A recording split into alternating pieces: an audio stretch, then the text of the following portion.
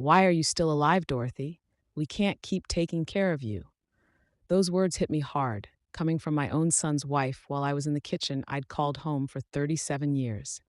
Just 3 weeks later, I sold everything, changed my will, and vanished to a place they'll never find. When they finally figured out what I'd done, well, let me tell you all about it.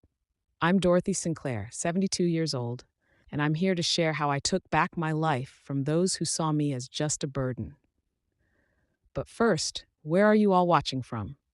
Drop your city or state in the comments. It's amazing how we can connect from all over this beautiful country. Let's rewind to where it all began. I've lived in Cedar Heights, a small suburb outside Portland, Oregon, for most of my adult life. My husband Robert and I bought our house back in 1986. It was a lovely four-bedroom colonial with a wraparound porch and a garden I loved like a fifth child. We raised our three kids there, Michael, Sarah, and Jessica. Robert was an engineer, and I taught third grade at the local elementary school for 30 years. Life wasn't perfect, but it was ours. We had our ups and downs like any family, but we built something real and solid. The house wasn't just walls, it was where we celebrated birthdays, Christmas mornings, and all the little moments in between. Robert passed away 4 years ago from a heart attack. One minute he was laughing at the news, and by evening he was gone. The grief nearly crushed me. We'd been together for 46 years, and suddenly, half of me was missing. The house felt so empty without him. My kids were there for me at first, helping with the funeral and making sure I was eating, but as time went on, their visits grew less frequent. Sarah moved to Boston for work, and Jessica was wrapped up in her own divorce with two teenagers. That left Michael, who lived just 20 minutes away with his wife, Brittany, and their two kids. Michael was always the serious one, following in his father's footsteps with a project management job at a tech company. He married Brittany 8 years ago, and I tried hard to welcome her into our family. She was 34, 12 years younger than Michael, and always talked about her humble beginnings. I never held that against her since I grew up without much too. But she had opinions about everything. My home decor was outdated, my cooking was too heavy, and my advice was from another era. I kept quiet because I loved my son and he seemed happy. She gave me two beautiful grandkids, Emma, now 6, and Lucas, 4, and I focused on being the best grandmother I could.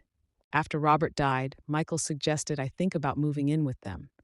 "Just temporarily, Mom," he said, "until you get back on your feet." But I wasn't ready to leave my home and memories. I told him I appreciated it, but was managing fine on my own, and I was for a while. I had my routine, my book club on Tuesdays, my garden, volunteering at the library. Robert's life insurance and our savings meant I was financially comfortable. I had friends and a life that was still mine, even without him. Then came the fall. It was a dumb accident, really. I was cleaning the gutters last October, something Robert always did, and I lost my balance on the ladder. I fell 12 feet onto the concrete driveway, shattered my left hip, fractured my wrist, and had a severe concussion. I spent 2 weeks in the hospital and then 6 weeks in rehab learning to walk again. That's when everything changed. Michael and Brittany insisted I couldn't live alone anymore.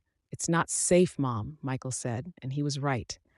I needed help during recovery, so I agreed to stay with them temporarily while I healed. I should have seen the signs earlier, but grief and pain blind you to what you don't want to see. Brittany's attitude shifted almost immediately after I moved in.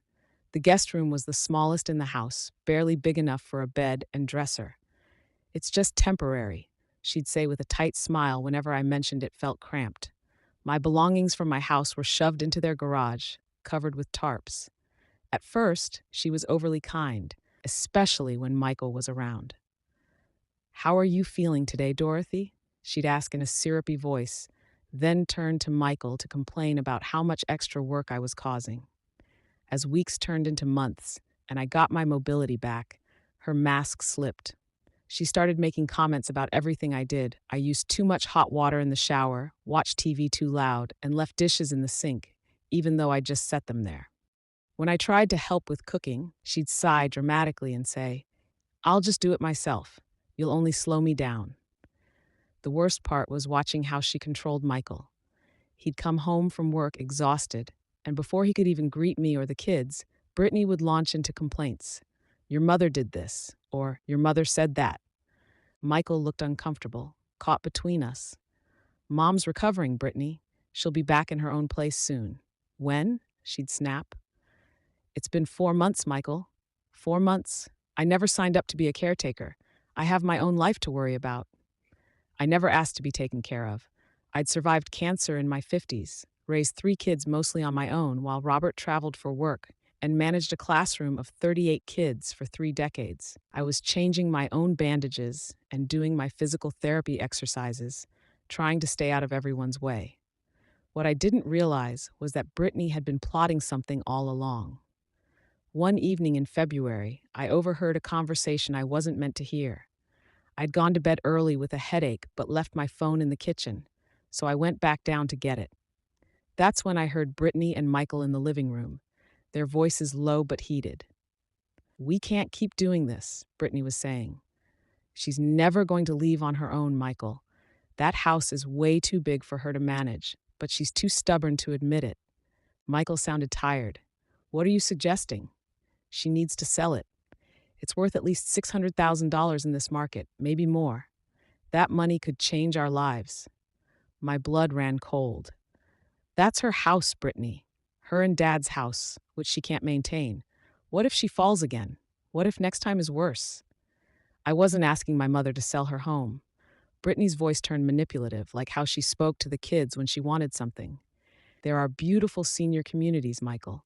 Places where she'd have people her age, activities, medical care on site. She'd probably be happier. Those places cost money, not as much as that house is worth. She could live somewhere nice. We could help her settle in, and with your mother's contribution, we could actually afford that house we've been looking at in West Ridge. Contribution? Like I owed them my biggest asset. Just think about it. Talk to her, make her see reason. She's not getting any younger, and we can't keep sacrificing our family's future for her stubbornness. I crept back upstairs, my heart racing. I didn't sleep that night, lying in that cramped guest room, realizing with horrifying clarity that I wasn't family to Brittany. I was just a problem to be solved, an asset to be liquidated. The next morning, I watched them differently. Every sigh from Brittany and tired look from Michael revealed their agenda. When Michael brought up discussing my options over breakfast, I played dumb. Options for what, sweetheart? Just for the future, Mom. The house is a lot for you to handle alone. I'm managing fine. Brittany's fork clinked against her plate a little too hard. Are you, though? You fell off a ladder, Dorothy. You could have died. But I didn't this time. Her eyes were hard. What about next time? After Michael left for work, Brittany dropped any pretense of civility. She made pointed comments about how much food I ate, how much space my things took up, and how she couldn't have friends over because it was too crowded. I started paying closer attention. I noticed how Brittany's complaints to Michael always came after she'd been looking at real estate listings. I noticed how she'd casually mention senior living facilities whenever we passed one. I noticed how she started excluding me from family activities, saying it was probably too much walking for me, or that I'd be bored. She was isolating me, making me feel like a burden, softening me up for the inevitable talk about selling my house. But I'd worked too hard and lived too fully to let someone half my age manipulate me. So I quietly started making plans. I contacted my lawyer, Bill Morrison, who had handled Robert's estate. I wanted to review my will and discuss my options. He squeezed me in for an appointment. Getting there without Brittany knowing was tricky, but I told her I had a doctor's appointment and took an Uber. Bill was shocked when I explained my situation. Dorothy, this is elder financial abuse. You could pursue legal action. I don't want legal action, I said. I want freedom. What are my options? We spent 2 hours going over everything. The house was entirely in my name. Robert and I had owned it free and clear for 15 years before he passed. My will currently divided everything equally among my 3 kids. Bill explained I could change that anytime. What about selling the house? Could I do that without telling them? It's your property. You can do whatever you want with it. But Dorothy, where would you live?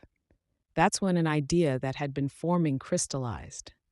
What if I bought something else? Something small, somewhere they wouldn't think to look. Bill leaned back in his chair. You're serious about this? Completely. We discussed locations. Brittany hated the beach, always complaining about sand and humidity from our one family vacation to the coast. Michael barely had time to travel with work. Neither of them would think to look for me there. I had always dreamed of living by the ocean. Robert and I had talked about retiring to the coast, maybe getting a condo to watch the sunset over the water. He passed before we could make that happen, but there was no reason I couldn't do it now. Over the next few weeks, I worked with Bill and a trusted real estate agent, Patricia Wilson, who understood my need for discretion. We found a perfect two-bedroom condo in a quiet complex in Cannon Beach, a small coastal town about 90 minutes from Portland. It was on the third floor with a balcony overlooking the ocean. The complex had security, an elevator, and mostly retirees. The price was $265,000. Very reasonable. I could buy it outright with cash from Robert's life insurance and some of our savings, leaving the equity from the Portland house untouched. Patricia handled everything remotely. I reviewed documents on my phone when Brittany wasn't looking and signed papers during my doctor's appointments. By the end of March, I owned a beach condo that no one in my family knew about. Patricia furnished it with the basics and had it ready for me. I felt like a spy living a double life, but I'd never felt more alive since Robert died. Meanwhile, Brittany was ramping up her campaign. She started making comments in front of Emma and Lucas about how Grandma was getting old and couldn't take care of herself anymore. Every act of basic decency was performed with an air of martyrdom. Michael seemed more stressed than ever, looking at me with a mix of love and exasperation. I knew Brittany was working on him constantly. It broke my heart to see how she had poisoned my relationship with my son. Then came the day that changed everything. It was a Saturday in late April. Michael had taken the kids to a soccer game, leaving me stuck at home with Brittany. I was in the kitchen making a sandwich, trying to be quick and quiet to avoid her commentary. Brittany came in, scrolling through her phone, and I could tell from her expression she was in a mood. She was looking at houses again. Making lunch? She asked, even though she could clearly see that I was. Just a quick sandwich. You're using a lot of that turkey. That was expensive. I'd bought the turkey myself 2 days ago. I can replace it. That's not the point, Dorothy.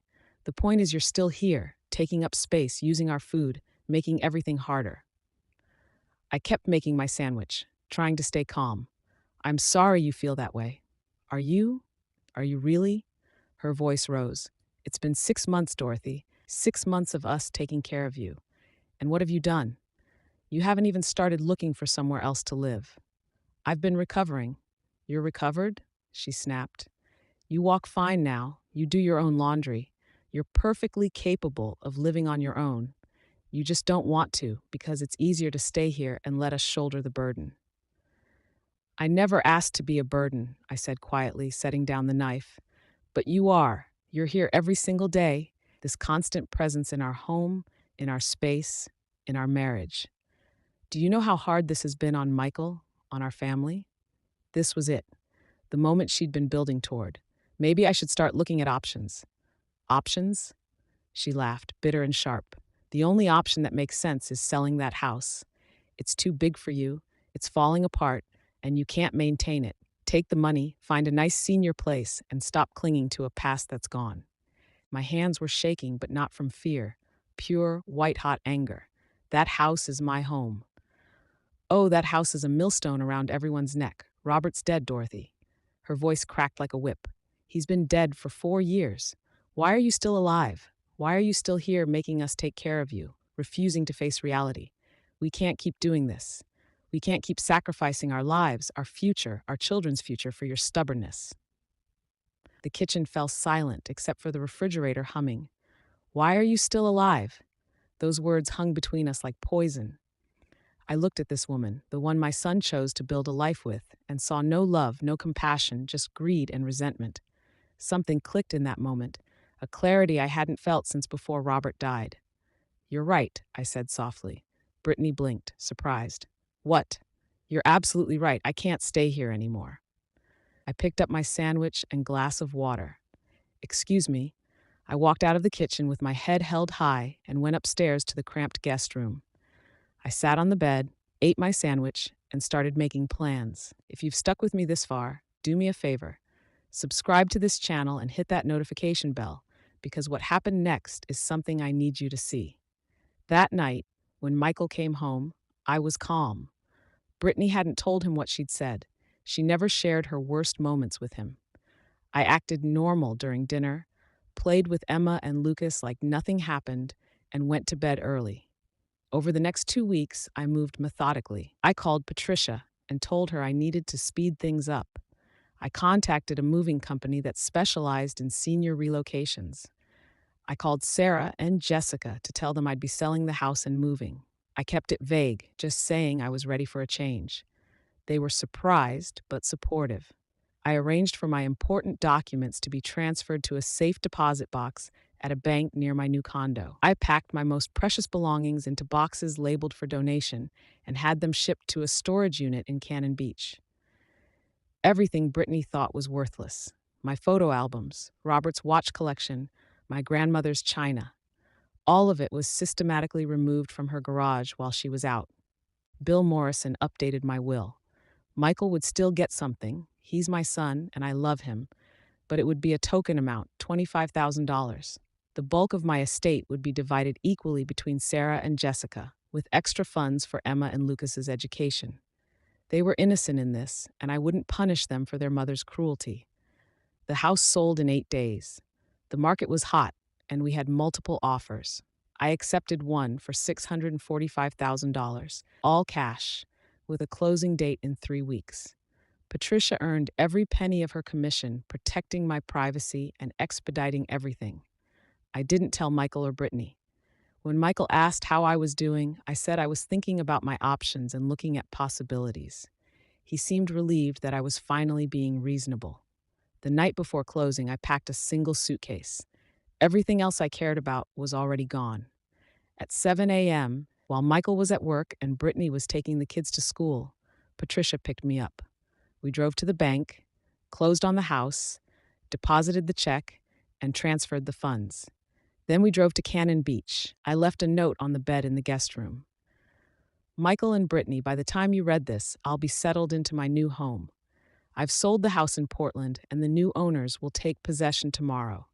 My belongings have been removed from your garage. Thank you for your hospitality these past 6 months, but I think we can all agree it's best I have my own space again. Michael, I love you. You're my son, and that will never change. But I need you to understand something. I raised you to be kind, compassionate, and to stand up for those who can't stand up for themselves. Somewhere along the way, you forgot those lessons. I hope you remember them again someday. Brittany, you told me you couldn't keep taking care of me, that I needed to face reality. So, I have. I've taken control of my life, my future, and my happiness. I hope you find the same for yourself someday. I've made arrangements for you to receive copies of my updated will through my attorney. You'll find the financial details satisfactory, I'm sure. Please don't try to contact me for a while. I need time and space to build my new life. When I'm ready, I'll reach out. I hope by then we can have a better relationship based on mutual respect rather than obligation. Take care of those beautiful grandkids of mine. With love and boundaries, Dorothy. My phone started ringing around noon. First Michael, then Brittany, then Michael again. I didn't answer. I turned off my location sharing months ago during one of my doctor's appointments so they couldn't track me. The messages that flooded in told the whole story. Michael, Mom, what's going on? Where are you? Please call me. Brittany, this is ridiculous. You can't just disappear. We need to talk about this. Mom, I understand you're upset, but running away isn't the answer. Let's talk about this like adults. You're being incredibly selfish after everything we did for you. The realtor confirmed you sold the house. Mom, what did you do with the money? We need to talk about your finances. You're not thinking clearly. That last message made me laugh out loud. There it was, the real concern, not my safety or well-being, but the money. I waited 3 days before I responded, only to Michael. Michael, I'm safe, I'm healthy, and I'm exactly where I want to be. I sold my house and used my money to secure my future. I don't owe anyone an explanation for how I choose to live my life. When you're ready to have a conversation that doesn't involve discussing my finances or trying to change my mind, you know how to reach me. I love you, Mom. The response was immediate and telling. Brittany called from Michael's phone, and I could hear her in the background, even though he was the one speaking. Mom, this is insane. You're 72 years old. You can't just sell everything and move somewhere without telling anyone. What if something happens to you? What if you need help? Then I'll call 911 like any other adult, I said calmly. Where are you? His voice was desperate now. At least tell us where you are. Somewhere beautiful. Somewhere I can hear the ocean. Somewhere I'm not a burden to anyone. You were never a burden. The lie was almost funny. Michael, I heard you and Brittany talking about selling my house. I heard her call me a sacrifice. I heard everything, sweetheart. And then she looked me in the eye and asked why I was still alive. I'm alive because I choose to be, and I choose to do it on my own terms. The line went silent. She said that? His voice was barely a whisper. She said that, and so much more. You weren't there for the daily commentary, the sighs, the pointed remarks. You weren't there when she made me feel like every breath I took was taking something away from your family. I took a breath. I love you, Michael. You're my son, but I won't set myself on fire to keep anyone else warm. Not anymore. I hung up before he could respond. Over the next few weeks, the calls and messages decreased. Michael tried a few more times, his tone swinging between angry, hurt, and apologetic. Brittany's messages became more hostile, then stopped altogether. Sarah and Jessica checked in, and I told them I'd send my address when I was ready for visitors. Bill Morrison emailed me, confirming that Michael and Brittany had contacted him, trying to get info about my whereabouts and finances. He shut them down, reminding them I was a competent adult entitled to my privacy. And me, I was living my best life. My condo in Cannon Beach is perfect. Every morning, I wake up to the sound of waves, have coffee on the balcony while watching seagulls and surfers. I joined a book club with 4 other women my age, all with stories of starting over. I volunteer at the local library twice a week and even took up watercolor painting. I walk on the beach every evening, feeling the sand between my toes and the wind in my hair. I'm not lonely. I'm not isolated. I'm not a burden. I'm free. 2 months after I moved, Michael showed up. I don't know how he found me. Maybe he hired someone or got lucky searching online. But there he was at my door one Saturday morning, looking exhausted and older than his 43 years. Hi, Mom, he said quietly. I looked at him for a long moment, then stepped aside. Come in. We sat on my balcony with coffee, watching the ocean, not speaking for several minutes. Finally, he broke the silence. She's really good at making you feel like you're crazy, he said, like you're remembering things wrong or being too sensitive. I didn't want to believe she'd said those things to you. I told myself, you must have misunderstood. But I started paying attention, really paying attention, to how she talks to people when she thinks no one important is listening, to the waitress who got our order wrong, to the grocery store clerk who was moving too slowly, to Emma when she spills something. He rubbed his face. I heard her on the phone with her sister last week, laughing about how you'd run away with all the money like a selfish old woman. My heart ached for him. I'm sorry. Don't be. You were right. I forgot the lessons you taught me. I forgot to stand up for the people I love. I forgot that sometimes the ones closest to us can hurt us the most. He looked at me with tears in his eyes. I'm so sorry, Mom, for not protecting you, for not believing you, for letting you feel like anything less than the incredible woman who raised me. I reached over and took his hand. You're here now. I'm getting a divorce, he said. I can't stay with someone who would treat another person that way, let alone my own mother. The kids don't understand yet, but they will. I'll make sure they know it's not your fault. Michael, I know what you're going to say, that you don't want to be the reason for a broken family. But Mom, the family was already broken. I just couldn't see it because I was too close. You leaving, standing up for yourself, opened my eyes. We talked for hours that day about Brittany, the kids, Robert, grief, and moving forward. When he left, we hugged for a long time, and I felt like I had my son back. He visits once a month now, sometimes bringing Emma and Lucas. They love the beach. Brittany fought the custody arrangement viciously, trying to use my absence as proof that Michael came from an unstable family. It didn't work. Her behavior during mediation, her outbursts, demands, and entitled attitude worked against her more than any lawyer could. Sarah and Jessica have visited too. They knew Brittany was difficult but hadn't realized the extent of her cruelty. They apologized for not being more present after Robert died, for leaving me in that situation. I told them they have their own lives and families. We're good now. I'm 72 years old, living in a beautiful condo by the ocean, and I answer to no one but myself. My life isn't over. It's finally mine. The money from the Portland house is safely invested, growing slowly, ensuring I'll never depend on anyone again. It'll go to my daughters and grandchildren when I'm gone, people who see me as more than a burden or a bank account. Every morning, when I wake up to the sound of waves, I think about that moment in the kitchen when Brittany asked why I was still alive. I smile now because I have an answer.